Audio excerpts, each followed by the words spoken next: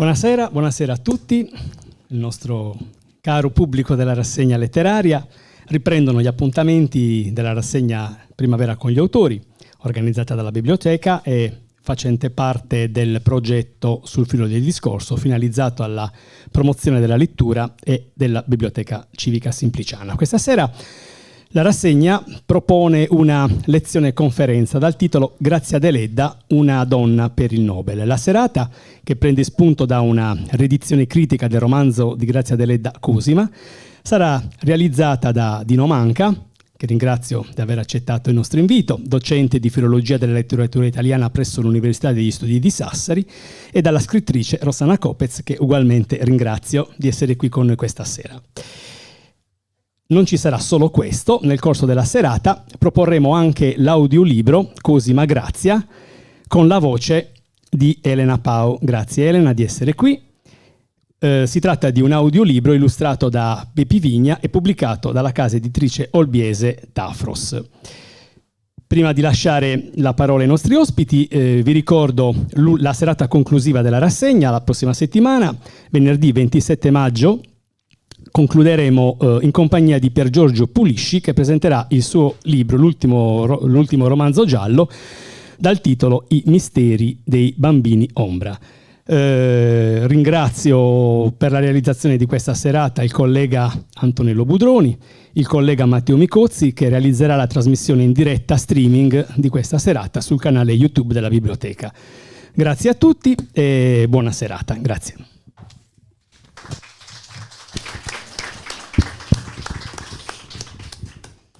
Buonasera a tutti.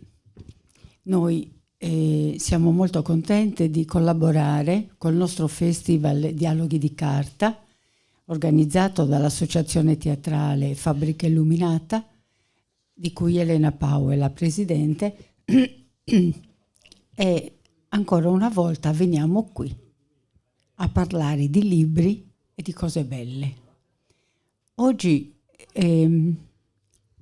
l'interesse verte su questo audiolibro della Deledda.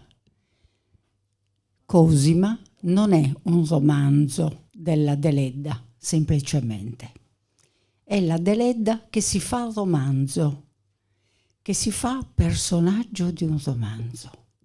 Quindi presenta se stessa in terza persona e ci presta quasi i suoi occhi perché anche noi entriamo nella sua casa, siamo con lei in alcuni momenti di eventi particolari, praticamente ci prende la mano e ci porta nel suo mondo. Si chiama Cosima, quindi Grazia Cosima perché è lei, ed è anche questo un gioco linguistico perché è un modo letterario di guardarsi allo specchio e di raccontarsi come se fosse un'altra persona. Sicuramente non è solo un'operazione letteraria.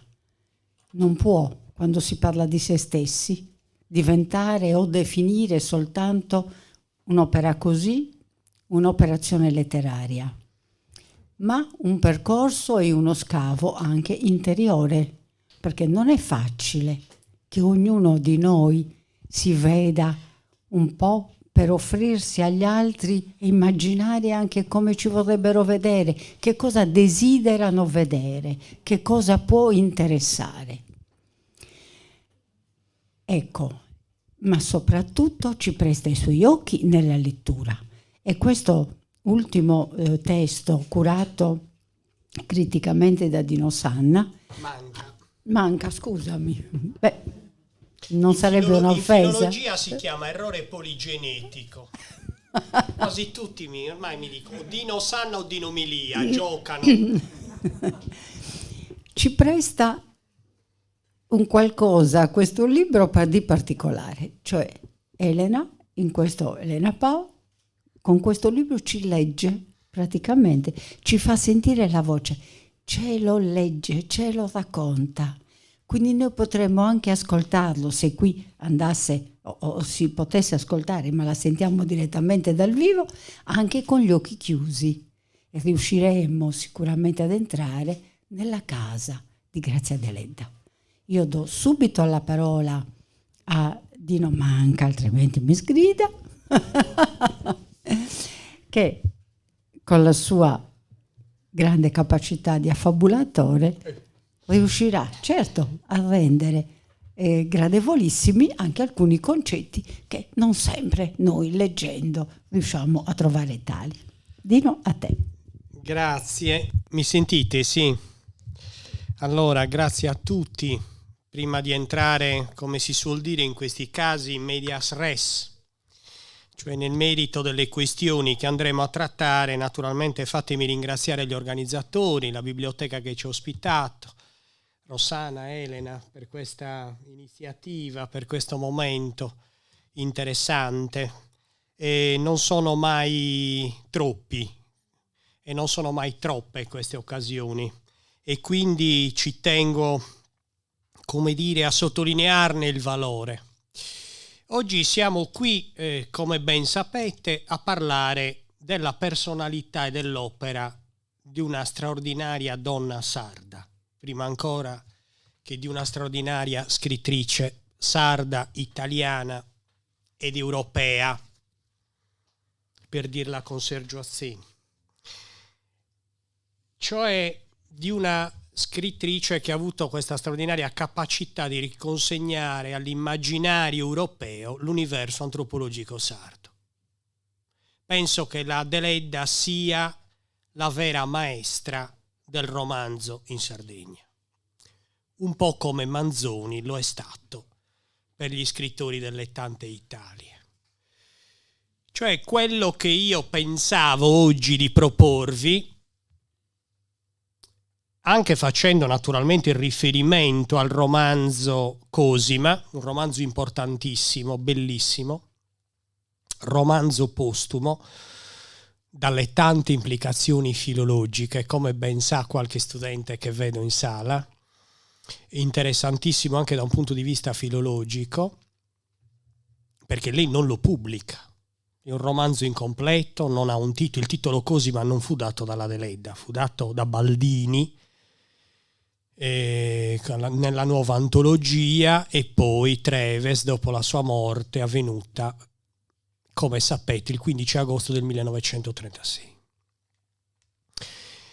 Per parlare di Grazia Deledda e della personalità e dell'opera di Grazia Deledda, è necessario innanzitutto, e mai come la Deledda rispetto ad altri scrittori, capire da quale complesso di moventi spirituali e culturali abbia preso le mosse quel processo di maturazione, che è stato un processo di maturazione naturalmente umana, evidentemente prima di tutto umana, artistica e intellettuale, che ha trovato la sua consacrazione il 10 dicembre del 1927 a Stoccolma, quando appunto fu conferito il premio Nobel per la letteratura. Perdonate la pedanteria, ma lo ripeto con enfasi retorica. Stiamo parlando della prima e unica donna in Italia che abbia vinto il premio Nobel per la letteratura. È la seconda al mondo che abbia vinto il premio per la letteratura. Questa donna era intanto una donna, ed era una donna sarda. Perché lo dico con questa enfasi? No, è un po' come la storia di Colombo, dell'uovo di Colombo. E perché ripeto ciò che sembra un'ovvietà. E questo lo dico spessissimo nelle aule universitarie. Chi mi conosce lo sa. E lo dicevo e l'ho detto anche la scorsa settimana agli insegnanti del liceo Pacinotti di Cagliari, quando li invitavo a ragionare su come fossero fatte le nostre storie letterarie. Io non so se qui in questa, platea ci siano degli insegnanti, delle colleghe, probabilmente dei colleghi. Ma sapete che nessuna storia letteraria, o in pochissime storie letterarie, c'è la Deledda. Guardate, io parto da qui, questo è già un caso importantissimo, che dovrebbe invitarci e invitare tutti noi a riflettere. È una questione che è stata posta al ministro, che è stata posta in Parlamento. Perché questa donna e questa grande scrittrice che ha vinto il premio Nobel non sta nelle storie letterarie? A me è capitato di dirlo a Catania, all'Università di Catania, ai colleghi, alle colleghe, ma anche agli studenti, parlando di Verga. Verga ha scritto 2 romanzi, se ci pensate. Verga ha scritto 2 romanzi e occupa pagine e pagine e pagine delle nostre storie letterarie. Sì, voi mi direte, ma professore, ha rivoluzionato il romanzo, dopo Manzoni viene Verga. Ma la qualcosa non mi convince e non ci convince.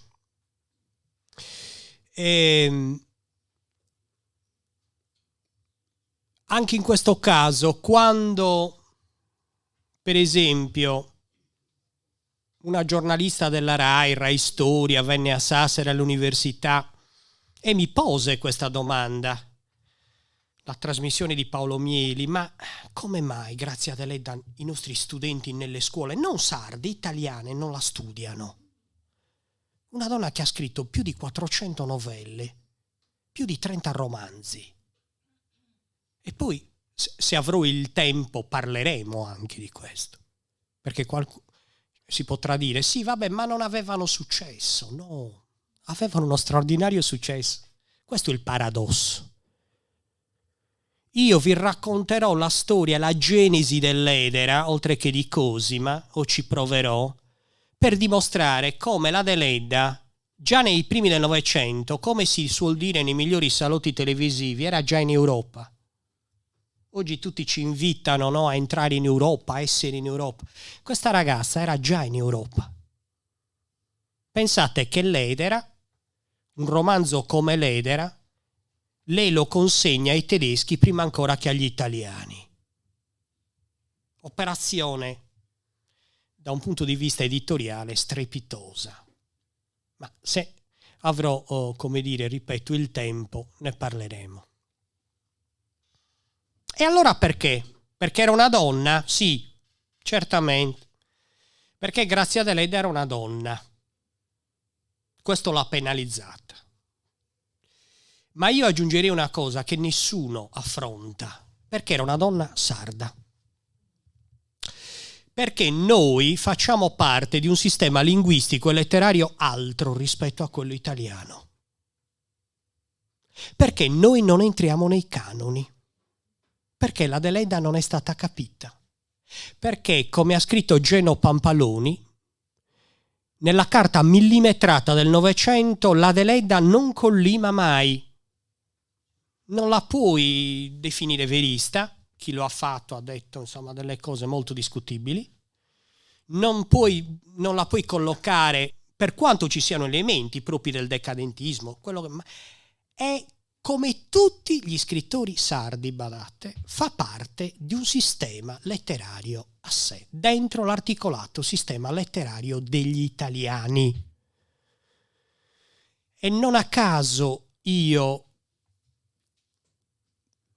in questo contesto argomentativo, questo fu una delle ossessioni di uno dei miei maestri, di Nicola Tanda.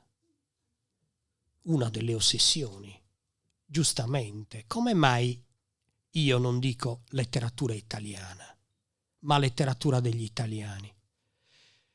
Perché noi dobbiamo rivedere il concetto storiografico di storia letteraria, se vogliamo capire e superare la visione toscanocentrica ed essere inclusivi rispetto a tutte quelle produzioni letterarie in tutte le lingue che hanno concorso a costruire appunto quel sistema letterario.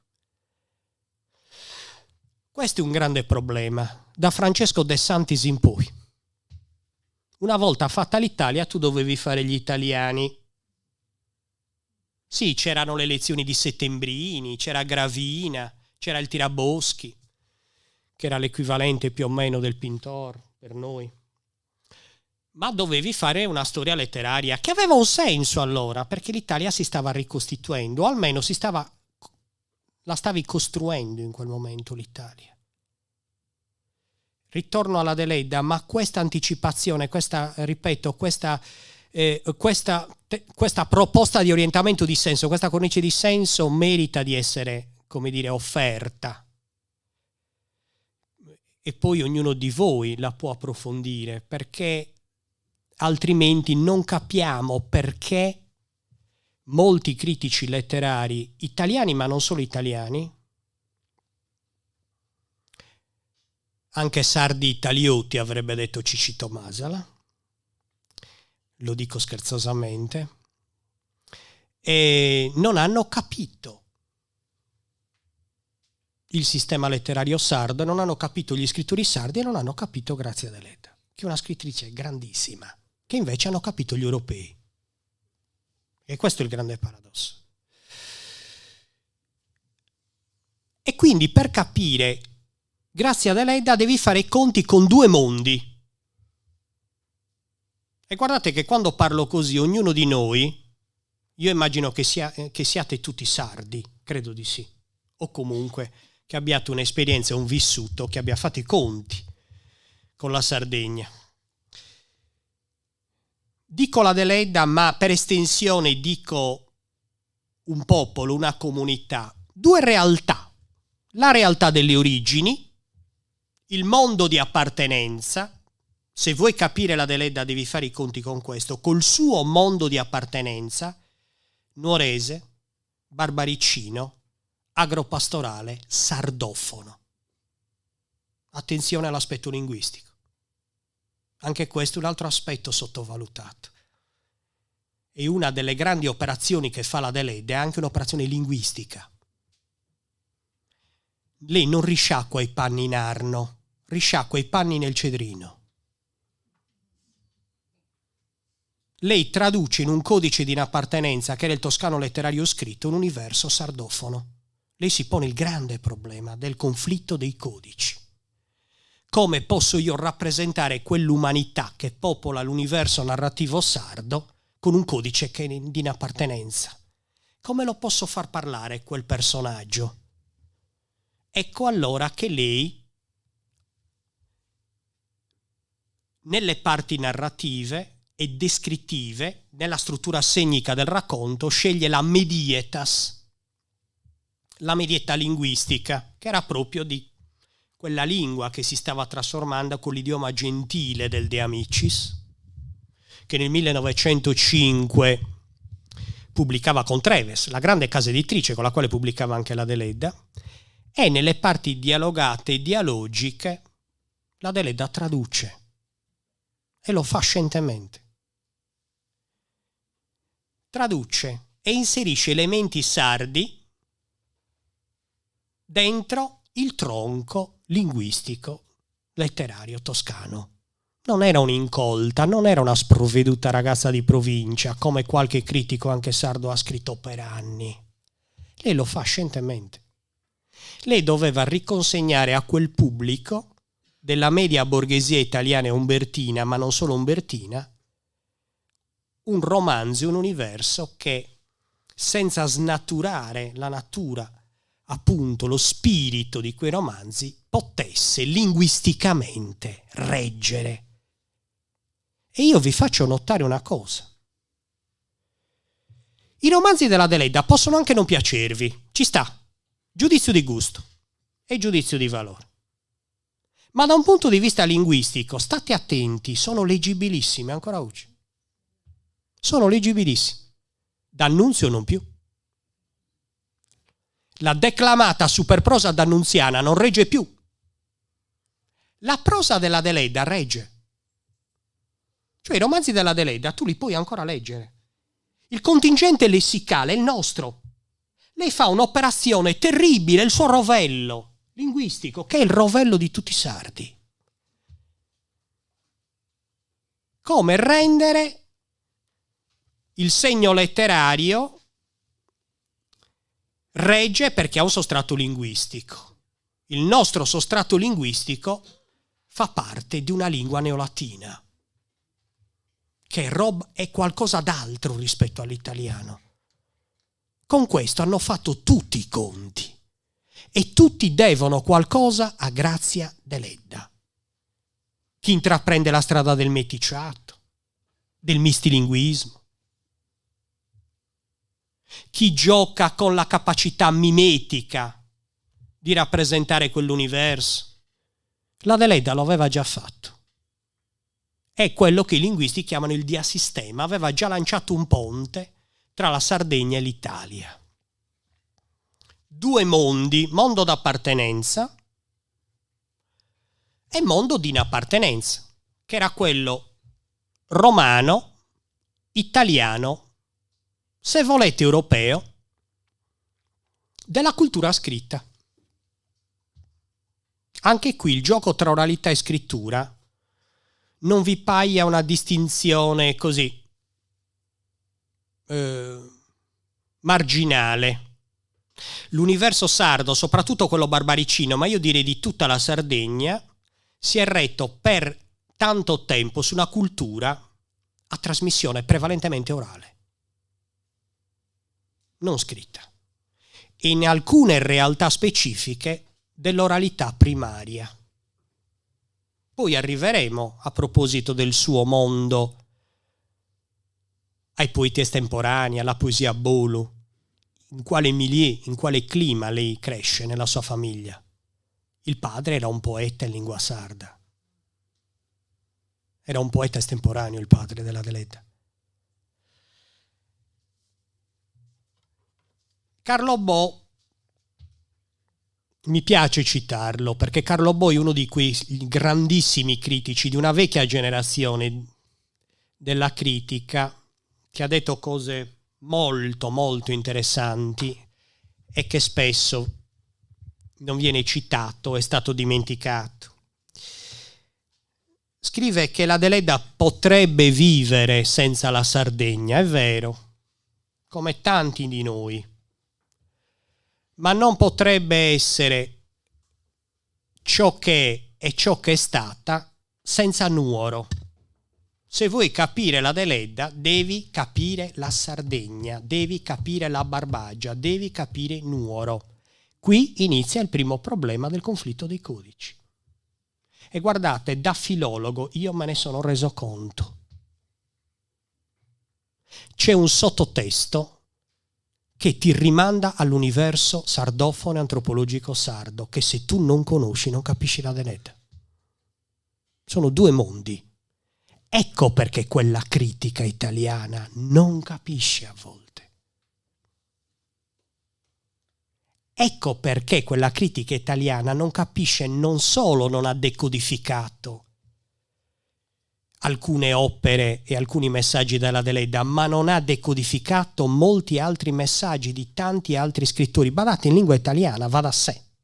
Non sto parlando degli autori e dei poeti in lingua italiana, perché sono stati studiati e analizzati attraverso codici di inappartenenza e canoni di inappartenenza, secondo visioni etnocentriche, toscano-centriche, che non hanno tenuto conto delle regole interne a quella cultura.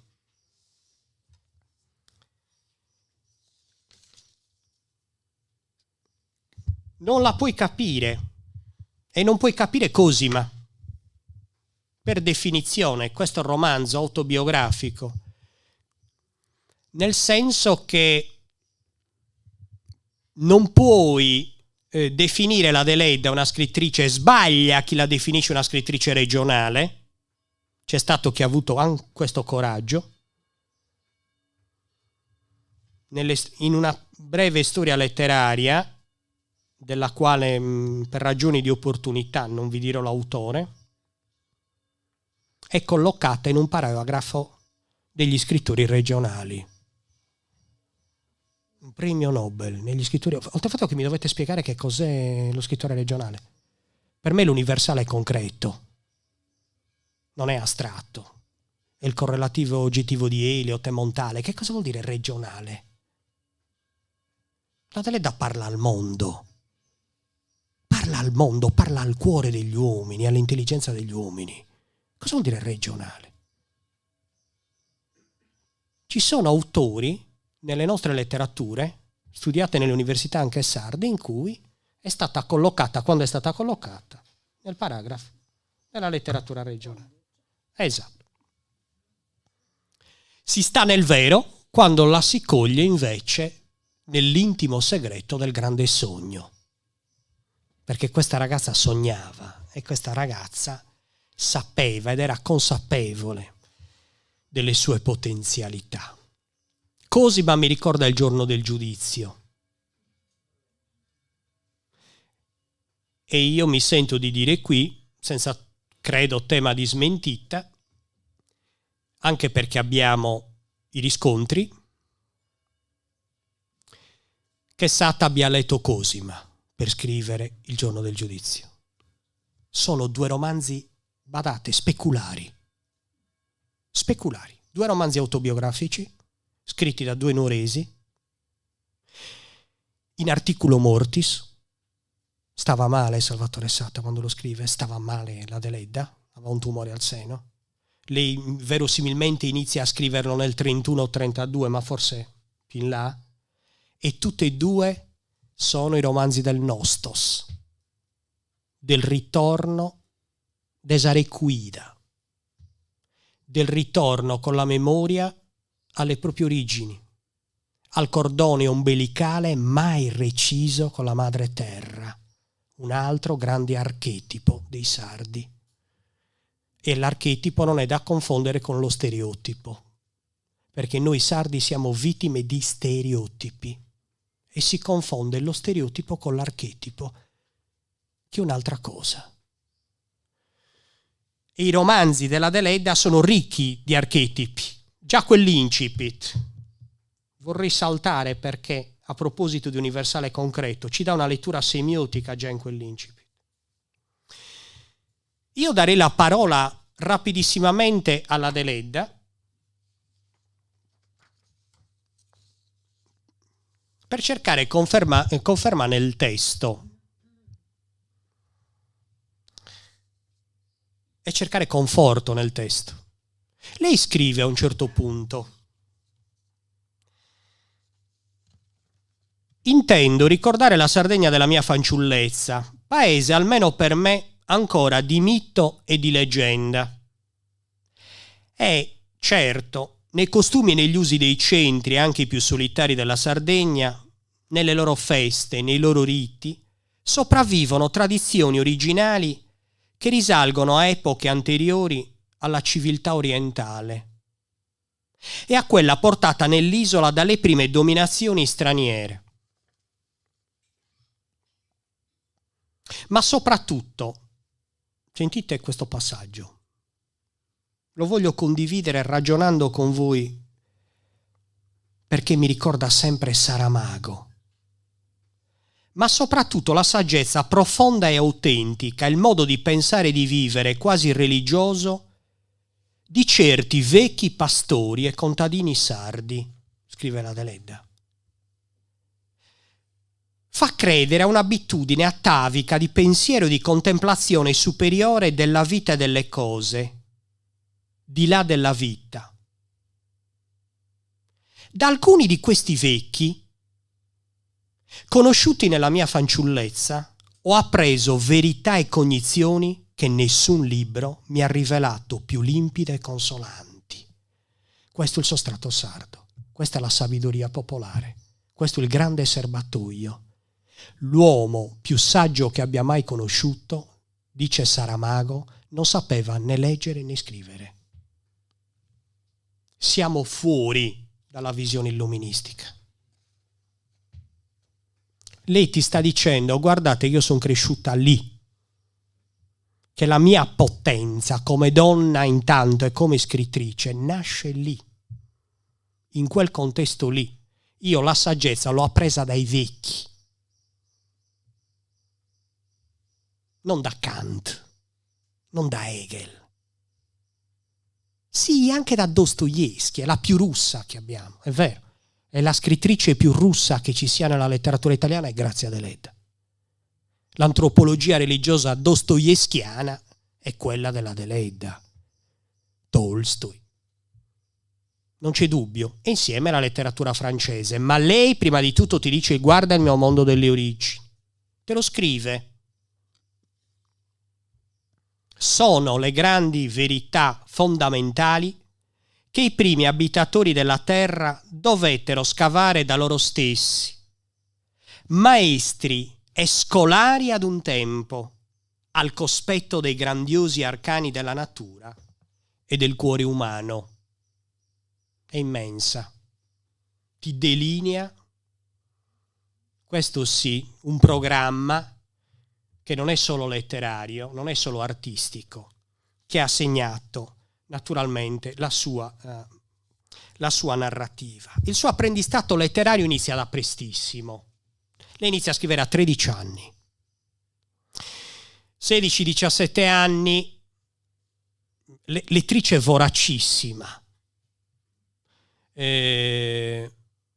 Perdonate se ogni tanto è anche un escamotage retorico, ma funziona. Io utilizzo e vedo davanti a me le studentesse e gli studenti più che questo pubblico. E io lo dico alle studentesse: non aveva Facebook, non aveva Instagram. Quelle riviste che arrivavano in Sardegna, lei le comprava. Pare che facesse la cresta quando vendeva l'olio. Andava e si teneva i soldini e con quei soldini si comprava le riviste. No? Guardate, a 13 anni, comprava le riviste, leggeva e inizia a scrivere. Ho il sogno continuo, tormentoso, febbrile della celebrità, scrive in quegli anni. Vuole diventare famosa. Vuole diventare famosa, celebre. E allora continua a lavorare finché, senza nessun problema, invia all'ultima moda questo racconto, Sangue sardo. Quindi, dal 1890 al 1939, ovviamente postumo, la silloge Il cedro del Libano. Lei scrive tra le novelle che stanno dentro le collane organizzate e raccolte. Non stiamo parlando delle novelle sparse, più di 400 vi dicevo, perché probabilmente supera le 500 novelle scritte, molte di più. E più o meno da quella data sino al 1936, che è l'anno di pubblicazione appunto di Cosima, scrive più di 30 romanzi. Quindi si trattò di una vasta produzione che certamente contribuì ad arricchire l'articolato sistema letterario degli italiani, come vi dicevo. Con Cosima si chiude la sua esperienza letteraria e umana e letteraria. È un romanzo che esce postumo con nuova antologia. L'allora direttore Federzoni, dietro sollecitazione di Baldini, chiede al figlio Sardus se avesse qualche inedito della madre. La leggenda narra che il figlio avesse trovato in questo cassetto queste 277 carte di questo romanzo della madre, un'autobiografia in terza persona, schermata. E la consegna in modalità che io spiego nell'edizione critica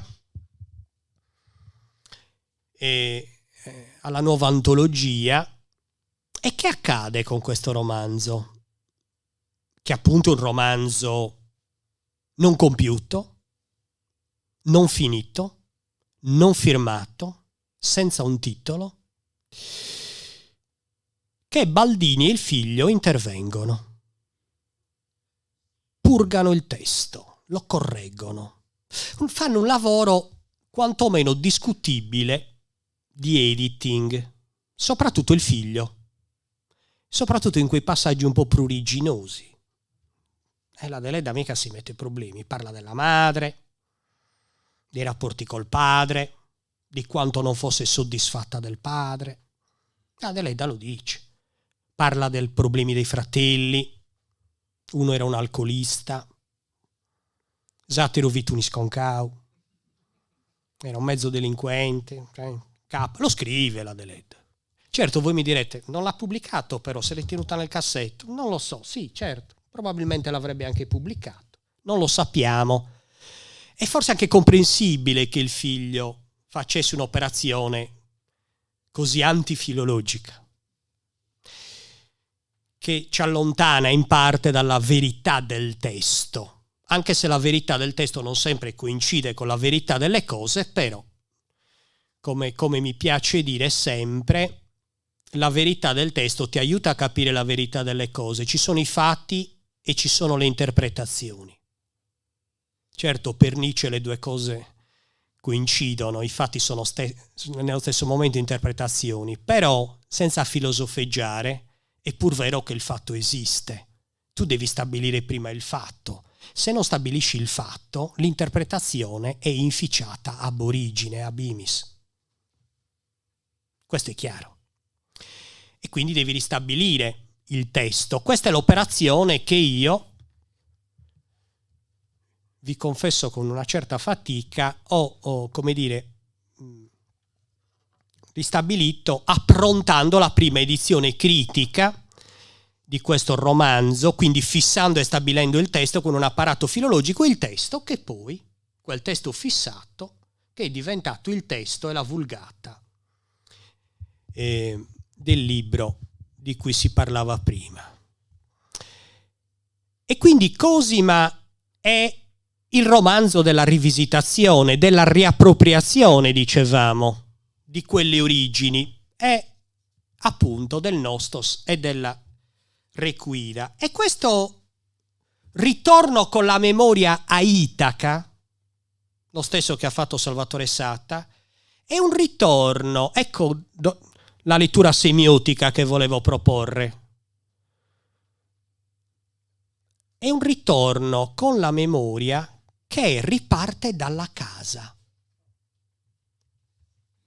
Questo è l'universale concreto, ci sta dando un'indicazione interessantissima, secondo me. Se ne dà una lettura semiotica, questo mi trasmette Cosima. Questa rivisitazione da dove parte? Dalla casa, con una bellissima, meravigliosa introduzione, descrizione, un'unità descrittiva della casa, come luogo delle origini.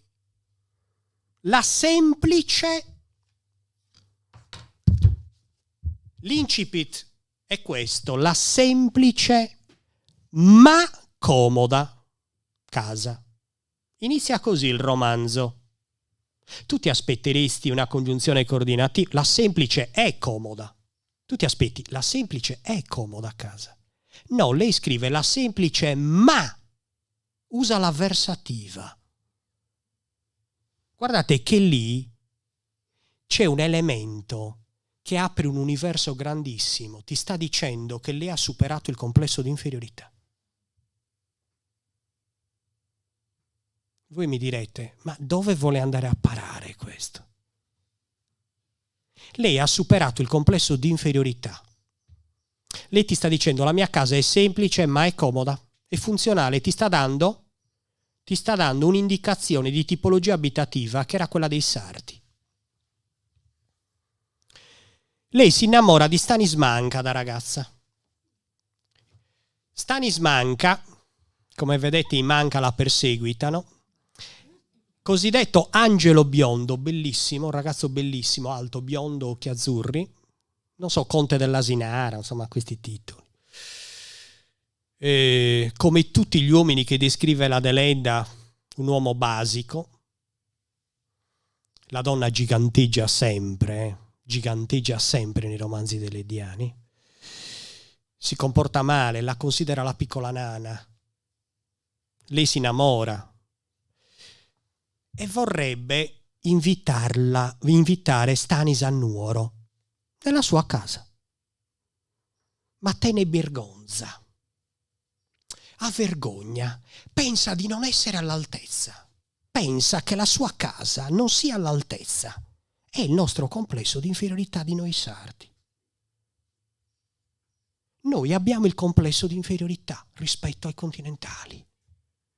Abbiamo vergogna di guardarci allo specchio. Ci vediamo brutti, sporchi e cattivi.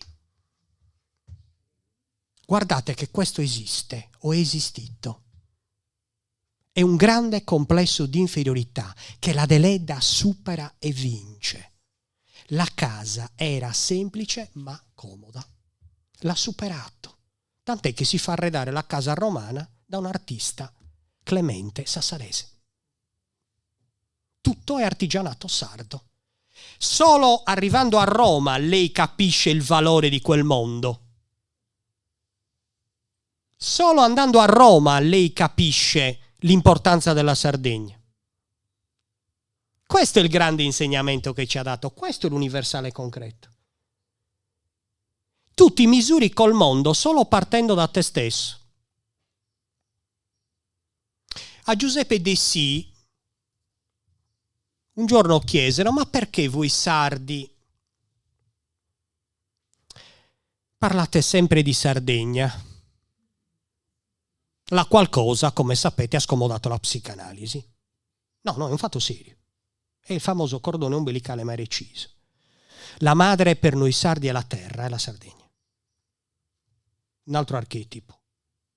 Ritorna il discorso della madre, sempre, in Sebastiano Satta, in Dessì, in Deledda. C'è sempre la figura della madre. La madre è quasi sempre la Sardegna. Il più appassionato oggetto di scrittura è la Sardegna. Qualsiasi autore sardo tu prendi ha come protagonista la Sardegna, è ambientato in Sardegna. Cioè la Sardegna è il luogo dell'esistenza assoluta. Nerede Rudas lo scrive. La Sardegna non è un luogo per noi, la Sardegna è il luogo. Noi non siamo nostalgici solo in absenza. Perché uno mi può dire la nostalgia tu la misuri quando parti.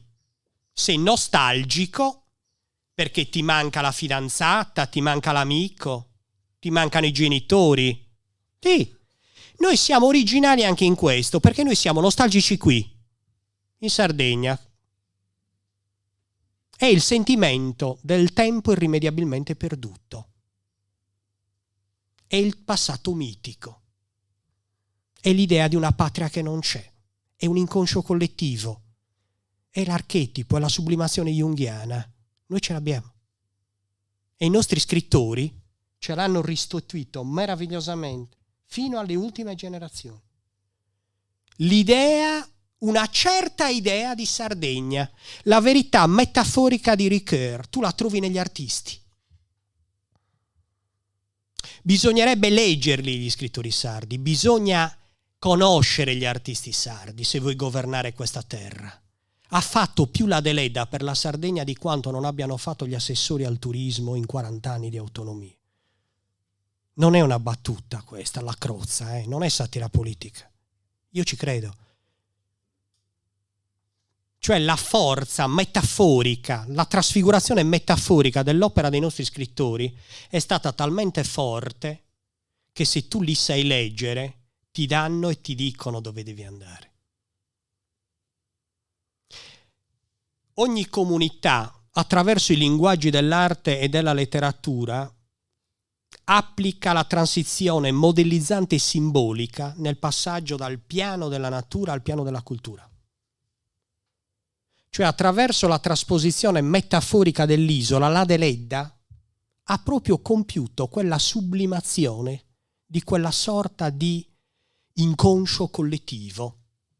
Queste immagini, questa serie di immagini che si sono strutturate in archetipi fondanti, che stanno nel fondo dell'inconscio non solo di ognuno di noi, ma di un intero popolo. La madre dell'ucciso di Ciusa è un archetipo di donna barbaricina rannicchiata e chiusa nel suo dolore. Quella donna la trovi in Dessì, il disertore. La ritrovi. rappresentata. Quelli sono archetipi che tu ritrovi, che si ripetono negli scrittori. Un certo modo di descrivere la natura, la visione edenica e paradisiaca della natura, l'uomo rapacificato con la natura, una certa idea della religiosità, una certa idea della storia, che si declina attraverso due percorsi.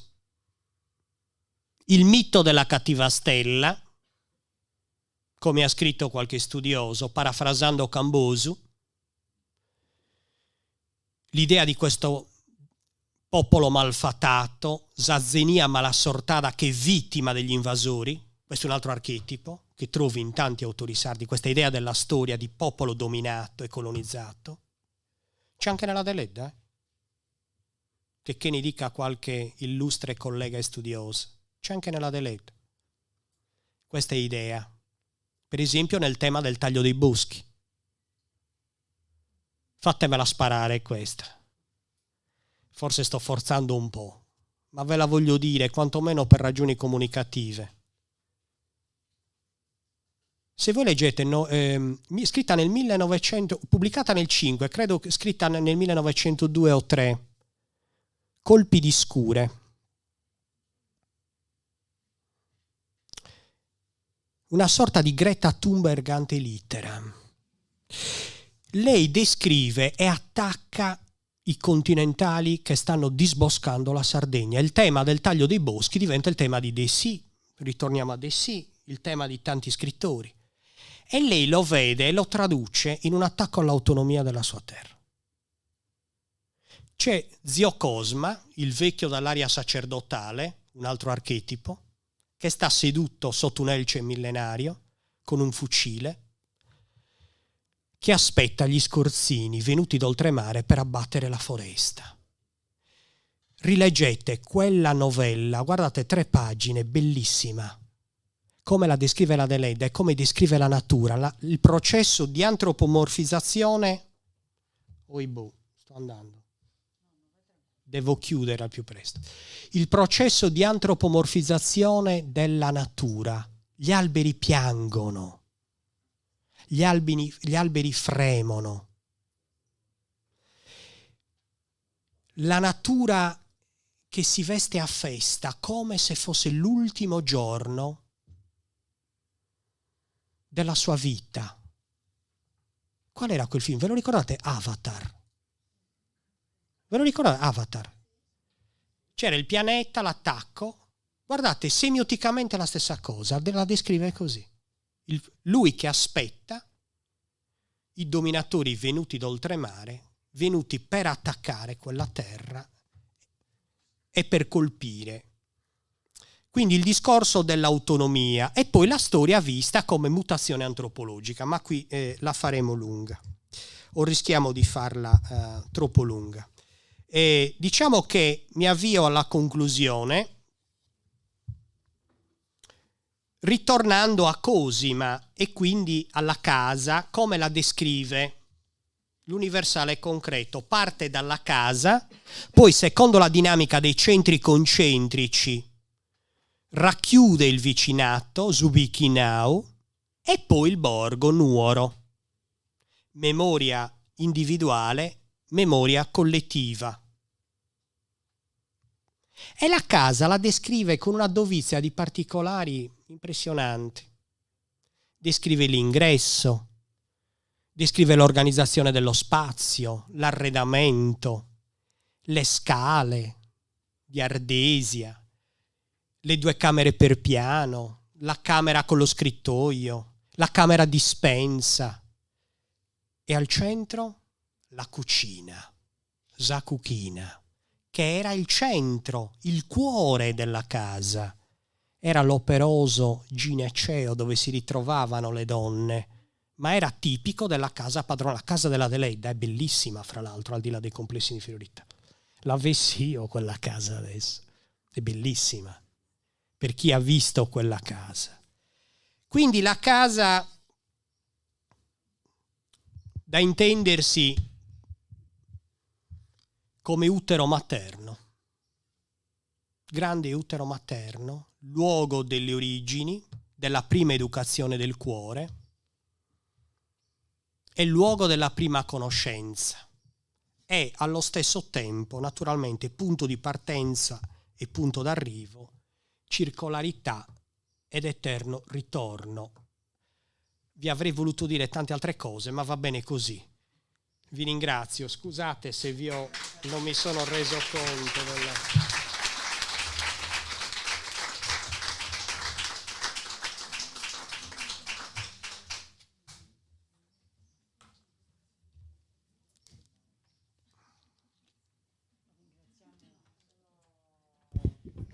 Ringraziamo molto per questa appassionato racconto della Deledda, perché gli scrittori vanno anche raccontati, in effetti. E uno studioso ci può aiutare a leggere delle cose che non sono immediatamente leggibili.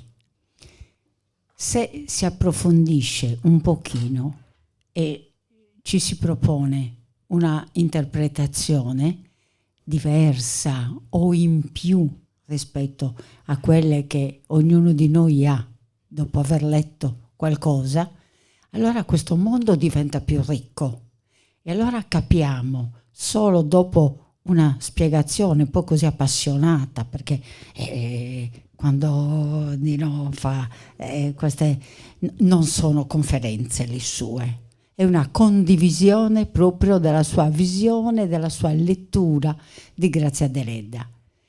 Quindi un occhio all'interpretazione psicologica, un occhio alla interpretazione antropologica, filologica certamente, perché lui è docente di tale materia, ma non è solo quello il problema. Non basta essere docenti di qualcosa per poi vederci l'anima della lingua, della grammatica, intesa nel senso di racconto, narrazione, dell'uso delle parole.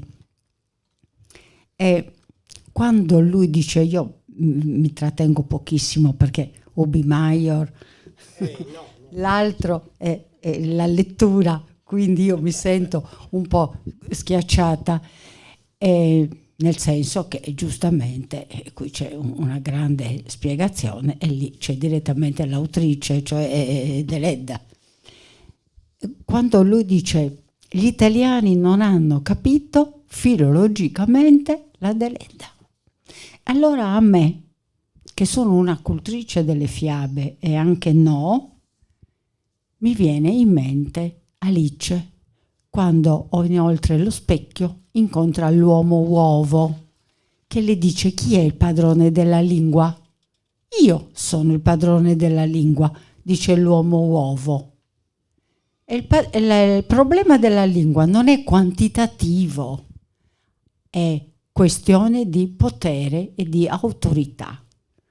E da lì si potrebbe partire per affrontare tutto il discorso linguistico.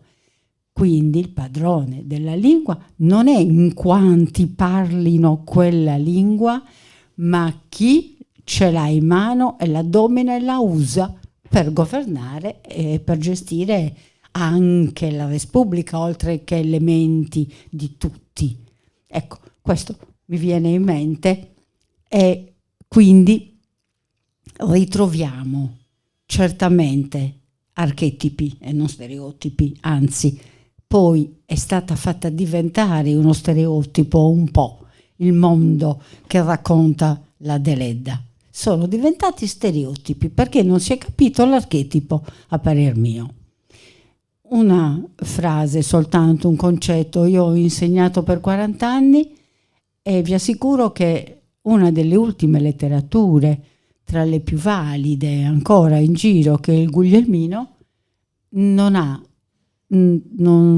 solo non concede, perché è il caso di dire non concede, neanche una pagina alla Deledda, ma non c'è neanche nell'indice dei nomi, quindi non è neanche mai stata citata. In qualche letteratura, per le superiori dico, come diceva prima Dino, è relegata negli scrittori regionali.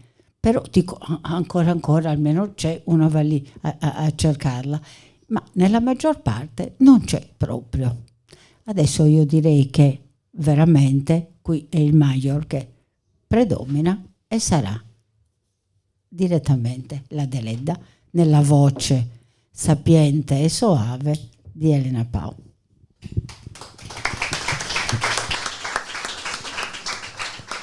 Io prima di leggere qualche piccolo passo del libro devo fare una piccola riflessione. Questo audiolibro nasce dall'edizione critica del professor Manca ed è una riduzione nel senso che ho scelto le parti che mi sembravano che più dovessero rimanere per restituire un ascolto che poteva riportare poi al pensiero dell'autrice. Quindi mi sono permessa di fare un po' di taglia e cuci e il professor Manca mi ha aiutato, perché io l'ho chiamato diverse volte per chiedere dei consigli, perché avere a che fare con un'edizione critica per chi insomma non è così proprio agio in questa materia, delle volte non era facile. Io la trovo, a parte che la materia in sé, poi lui è un grande fabulatore, parla in modo appassionato, perché la materia in sé richiede una passione, perché quando tu vai a voler essere fedele e capire in un testo, in questo caso un manoscritto, e restituire la verità più di quello che voleva fare il figlio, mi permetto di dire, che ha aggiunto delle frasi che io ho tolto, che trovavo da altre parti, che il professor Manca mi ha detto questa la devi levare perché questa non è un falso, non è una frase della Deledda, sì. Questo è stato uno dei casi, per cui è un'operazione appassionata già per come si presenta. Le letture che ho scelto ne farò un pochino, come dire, le ridurrò un pochino, perché se no magari facciamo troppo tardi, non lo so. La prima è proprio l'inizio. Sì.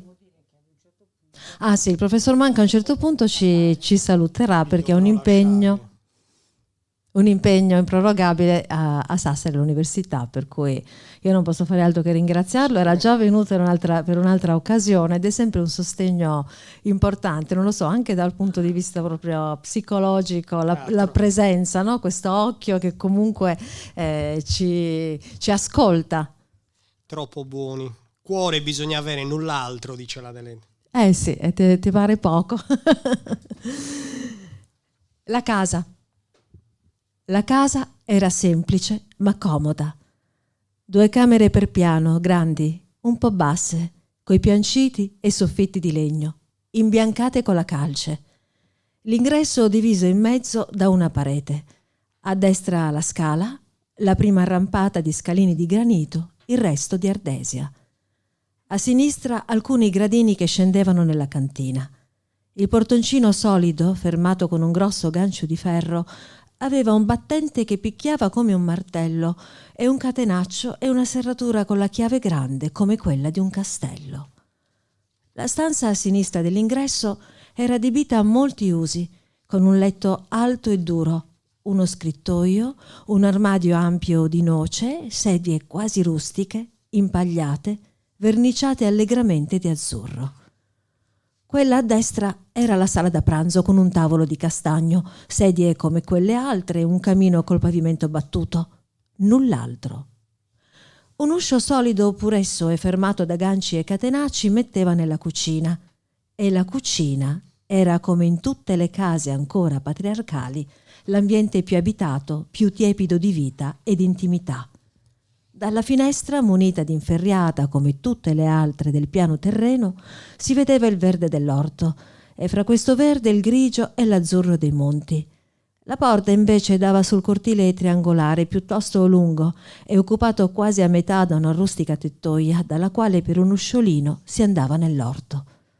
In fondo c'era il pozzo e sotto il muro alto di cinta una catasta di legna da ardere, rifugio di numerosi gatti e delle galline che vi nascondevano il nido delle uova. E un grande portone, fermato anch'esso da ganci e stanghe, tinto di un color marrone scuro, dava sulla strada. Di giorno era quasi sempre socchiuso e più che il portoncino della facciata serviva per il passaggio degli abitanti e degli amici della casa. Una finestra si apre nella casa di fronte e un viso bruno coi grandi occhi velati dei miopi si sporge a guardare qua e là negli sfondi della strada. È la signora Peppina, la nipote del canonico. Una bambina si solleva tutta afferrandosi allo spigolo del portone per allungarsi meglio e grida la notizia per lei importantissima.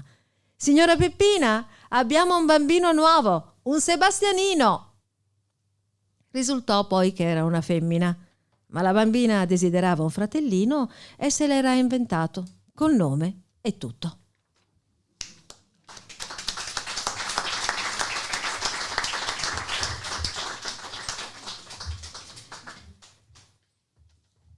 Salutiamo il professor Manca, ancora grazie.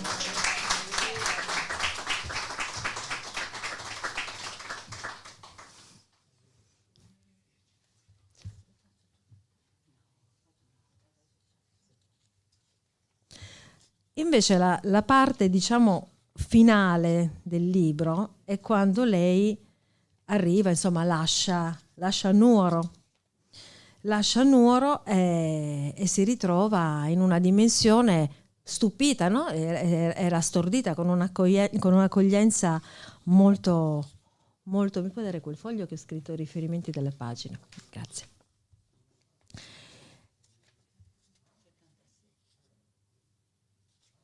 Dicevo, arriva un'occasione, viene invitata ad andare a Roma e ha un'accoglienza straordinaria.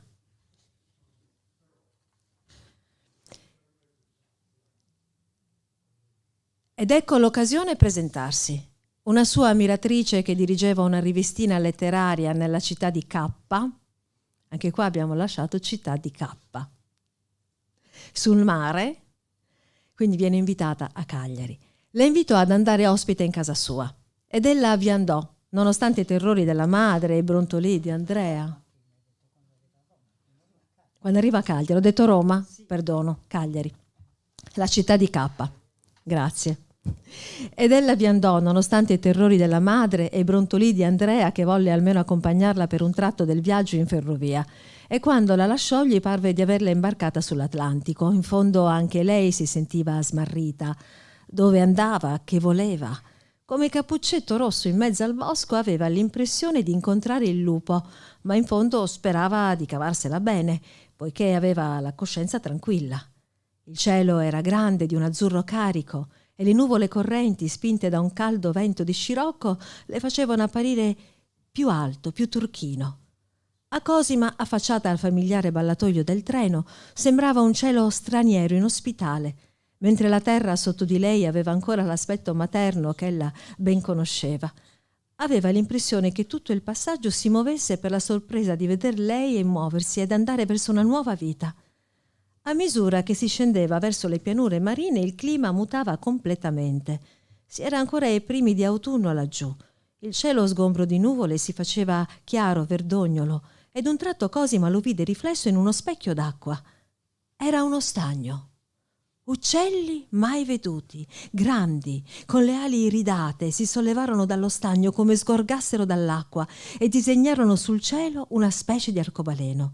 Forse un miraggio, ma a lei parve lieto auspicio. È la prima persona che vide quando il treno si fermò in una stazione che pareva col suo giardino di palme e in fondo un arco di quel luminoso cielo smeraldino, un'oasi civilizzata, fu un giovine vestito di un color marrone dorato con 2 meravigliosi baffi dello stesso colore e gli occhi lunghi orientali. La guardò come se la conoscesse e anche a lei parve di averlo già veduto in qualche posto dove non sapeva. E dopo tanti anni provò ancora quel misterioso senso di vertigine che nell'infanzia e meno spesso nell'adolescenza le destava la presenza della nonna. Ma una piccola folla invadeva il marciapiede e l'uomo scomparve. Una signora vestita in modo quasi buffo, tutta volanti e frange, con un cappellino a sghimbescio sui radi capelli gialli, balzò verso la fanciulla, la prese quasi a volo sul predellino del vagone, la strinse al suo petto scarno, le coprì il viso di baci. I suoi occhi di un azzurro di porcellana erano stillanti di lagrime che le colavano sul naso aquilino e si confondevano con saliva che le schizzava dalla bocca, e un singhiozzo convulso chiamava a voce alta la fanciulla col suo nome e cognome, tanto che Cosima si vergognò. La gente la guardava, qualcuno doveva già conoscere quel nome, quel cognome, e salutava fra il rispetto per lei e la beffa per la sua chiassosa ospite. Avrebbe voluto risalire sul treno e tornarsene a casa, ma era destino che quel giorno ella dovesse cominciare a conoscere le tribolazioni della celebrità, perché all'arrivo nella casa dell'ospite, un grazioso palazzo tutto balconi, di fronte a un giardino e una chiesa, lungo la scala di marmo con la ringhiera ornata di tralci verdi, vide con mite terrore una fila di bambine giovinette, quasi tutte vestite di bianco, con mazzolini di fiori in mano. Sembrava la scala del paradiso, vigilata da angeli senza ali, e mentre il facchino scaricava dalla carrozzella la modesta vecchia valigia di Cosima, reliquia di famiglia, e la stessa Donna Maria, l'ospite palpitante, si incaricava di portarla su lei come un prezioso tesoro, le ragazzine intonarono un coro che pareva insegnato loro da un'abile maestra. La maestra era stata Donna Maria e gli angioletti erano tutte le bambine e le signorine che abitavano nel palazzo. A questo punto bisognava assolutamente mostrarsi commossi e, potendolo fare dall'alto della rampata della scala, un discorso di ringraziamento, e Cosima si coprì il viso col fazzoletto, ma non poté piangere né parlare. E del coro, composto in suo onore, non le rimase in mente che il motivo monotono, quasi triste, che si confondeva con un rumore lontano, da lei non ancora ben inteso, che le pareva quello del pino nella vigna. Era il rumore del mare. Era lì il mare, in fondo alla larga strada che costeggiava una fila di case nuove, bianche e abbaglianti. Cosima aveva sempre più l'impressione di trovarsi in una città orientale. Palmizi e cactus, altri alberi esotici si muovevano pesanti su quel cielo caldo, sullo sfondo turchino del Lido. Sui balconi fiorivano i garofani, un odore di erbe aromatiche scendeva dalla collinetta coperta di pini che chiudeva l'orizzonte di fronte alla strada, e la gente era tutta fuori, come nelle sere d'estate. E canti e suoni di mandolino continuavano di fuori, il coro in onore di Cosima, così a lei sembrava, ma invece di orgoglio ne provava quasi paura. Dopo averla rimpinzata di dolci e bevande, la sua ospite la lasciò sola nell'appartamento dove ella abitava col paziente marito che era impiegato in un'azienda privata. Aveva destinato a Cosima la camera più bella, col balcone, quella appunto donde si vedeva il mare. E le lasciava libero anche il salotto pieno di fiori di carta, di vasi incrinati, di tovagliette, di oggetti di cattivo gusto. Qui potrai ricevere i tuoi amici, i tuoi ammiratori. Cosima ad un tratto sentì suonare alla porta dell'ingresso e senza pensarci su tanto aprì. Era il garzone di un fioraio che portava un grande mazzo di rose rosse avvolte nella carta velina. Per lei? Proprio per lei. Ma non si sapeva da parte di chi. E il profumo quasi violento delle rose e il loro colore le parvero vivi, caldi, sanguinanti. Più che dal coro delle fanciulle e dal ronzio delle musiche della strada, sentì da quell'alito quasi carnale venirle incontro la vita. Mise le rose in uno dei vasi del salotto e tornò al balcone. Si era come d'estate. Una grande luna rosea saliva dai pini dell'altura. Il cielo e il mare fra due palmizi che luccicavano come le palme dorate della stagnora per la Pasqua nel paese di Cosima si confondevano in un colore di smeraldo azzurro. I bambini, nella strada ancora bianca, giocavano al gioco dell'ambasciatore venuto a domandare una sposa, ed ella si sentiva trasportata nel loro cerchio come la piccola sposa richiesta dall'ambasciatore per un misterioso, grande personaggio. Grazie.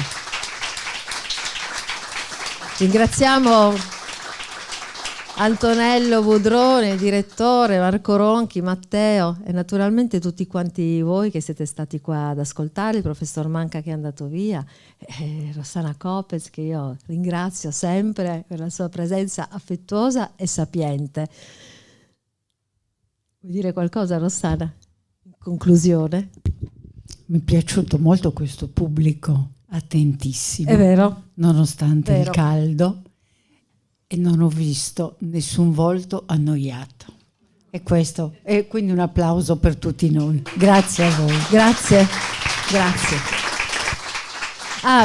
Una cosa la dico, se volete acquistare il libro stampato dove poi c'è un QR code dove poi si può sentire la versione invece parlata del romanzo nella sua riduzione, i libri sono lì. Vi segnalo anche che ci sono nell'audiolibro le musiche, abbiamo fatto un lavoro con Elena Ledde, ci sono tutta una serie di musiche che vanno ad impreziosire e a cucire un po', già che questa è una riduzione, le varie parti della fabulazione, della narrazione della Deletta.